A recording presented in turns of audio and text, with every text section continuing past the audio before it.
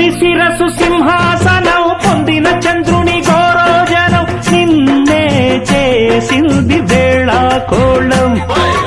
ఎక్కిన మదం దిగిందిగా తగిన ఫలం దక్కిందిగా ఏమైపోయింది గర్వం అదే శివుని శిరసు సింహాసనం పొందిన చంద్రుని గౌరోజనం నిన్నే చేసింది వేళాకోళం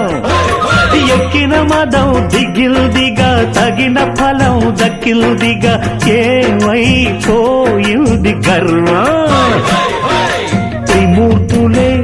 నినుగని తలొంచరా నిరంతరం మహిమను కీర్తించరా నువ్వెంతనే అహం నువ్వే దండిల్చరా